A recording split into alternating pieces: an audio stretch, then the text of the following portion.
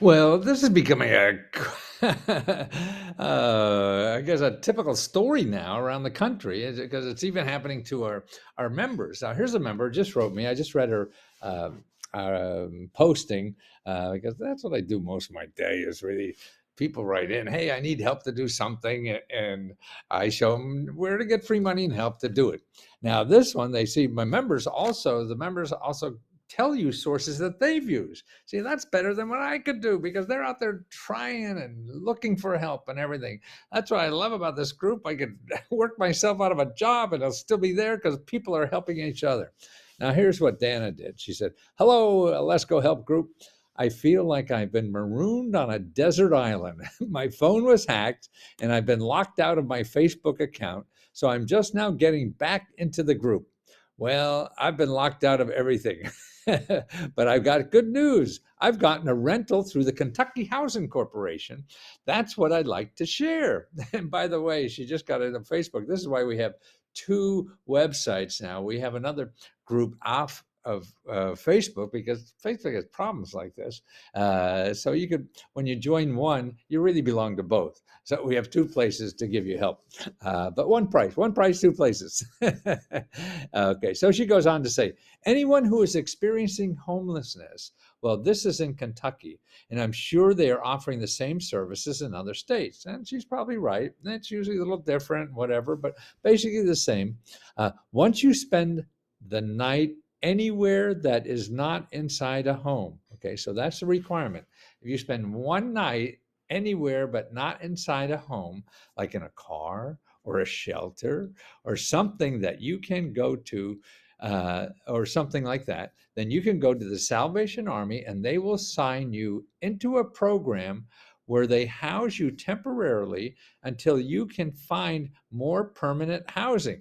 I got a voucher before I found a place to live, but the Salvation Army is going to pay me my first and last month's rent and the deposit and get my utilities turned on if I had not gotten the voucher. So, I just wanted to let people know that the Salvation Army can offer you more than just a meal and a night's sleep. They can help you get into a place and get a year's lease. God bless you. Man, God bless Dana for sharing this because that's it. I mean, people sort of, you hear things like, yeah, oh, yeah, I bet they do, and you think it's not for you or whatever. But here's, we're just an average lady on the street, person who just got some bad luck and now found this thing. There are two places. She got a voucher program from the Housing Corporation, and they're pouring more money into these programs. Even Biden's new program that they're voting on now will be a lot more money from housing. So that's right. So how do you find this where you're living? Well, because it's different all over. What I think is the best way is there are two websites I talk about a lot, 211.org, and the other one here is findhelp.org. So both of them have places like 211. You go to the housing and shelter thing. I mean, first of all, when you go there, you put in your zip code and it gets you to where you live. And so then when you do that, you'll see all the organizations that help you with housing and shelter. Okay, then you got to put in the shelter zip code, uh, like that.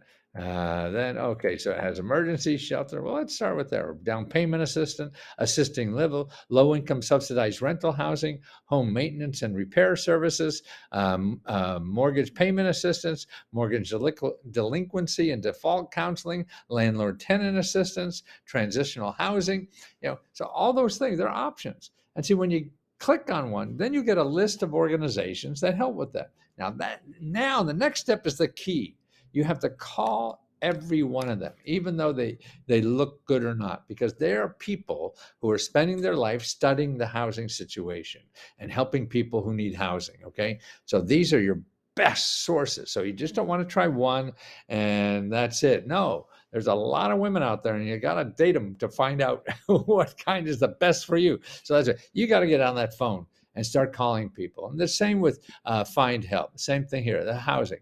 help find housing, pay for housing, housing advice, maintenance and repair, residential housing, temporary shelter, all those things. So when you call and go through a couple of subjects, call a dozen or a half a dozen, whatever. So it takes you an hour, 2 hours, 3 hours. Man, you got nothing better to do. If you do, then do it.